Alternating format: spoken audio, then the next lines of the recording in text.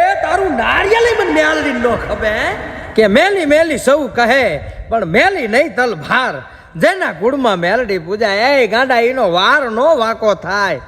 ભલા મારા મેલડીના તો ઘણા નામ છે, જેવા કામ કર્યા એવા નામ છે.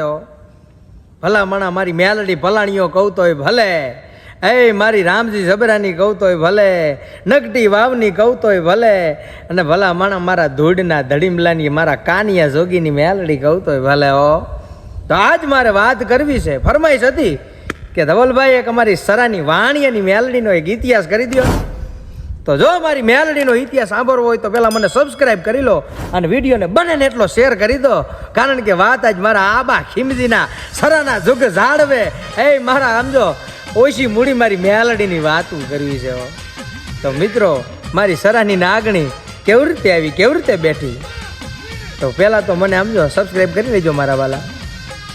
મૂડી તાલુકાનું ઝાલાવાડ પંથક ને ભલા માણા કહેવાય કે ગામ રહી ગયું છે જેનું સરા નામ છે. ભલા માણા સરા ગામની અંદર વાણિયો રહે છે.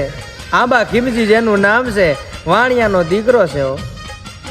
વટે માર્ગું ભલા માણા કહેવાય કે તેથી કે વાણિયો ઘોડા ઉપર પલાણ માંડી અને ભલા માણા વાંકાનેરની ધરતી માથે હાલતો થાય. વચમાં રૂંડસર ગામ આવે અને તેથી કહેવાય કે તાવા થાય. હો દેવી પૂજક કડેવાર હાંકના દેવી પૂજકો તેથી તાવા કરે માં ભગવતી મેલડીના.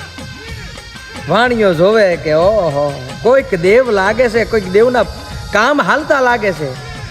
વાણિયો હેઠો ઉતરીને જોવે.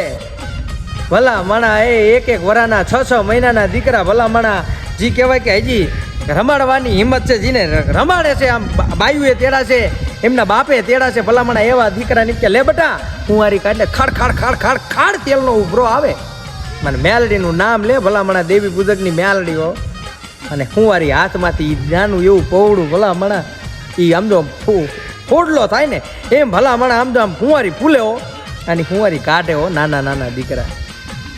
આ વાણીઓ ભારે અને એટલે હૈયામાંથી હા છૂટજી કહો હો જય હો. આવું ધર્મ આવી જગદંબા દેવી પૂજક પાસે હૃદયમાંથી કલ્પના કરી વાણિયાએ. તેથી આંબા ખીમજીએ કલ્પના કરી કે જો આવી દેવ મારી પાસે હોય ને એ તો આને હથેરીમાં રાખવું, આને તો મારી પાપણ ઉપર રાખવું. હો પણ મારા ભાગમાં જ્યાં જાતનો વાણિયો કેવી રીતે તને કોઈ માને નહીં.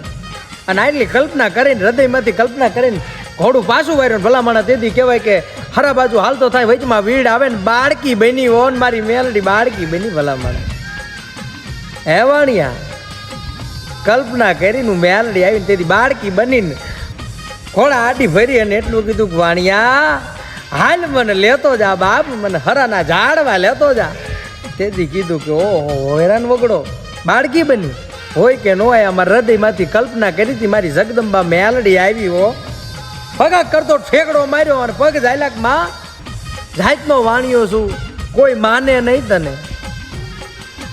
વાણિયા તે કીધું ને કે આવી જગદંબા હોય તો હથેરીમાં રાખું. હાલ જ વાણિયા તારું ખોડિયું મને વાલું લાગે, મારે મેલડીને આવું છે. હો વાણિયા હારાના ઝાડ મારી જાતનો વાણિયો મારો પરિવાર એવડો મોટો કોઈ માને નહીં. અને મારી કોમ માને તને બધા વરણ માને પણ મારી કોમ ન માને.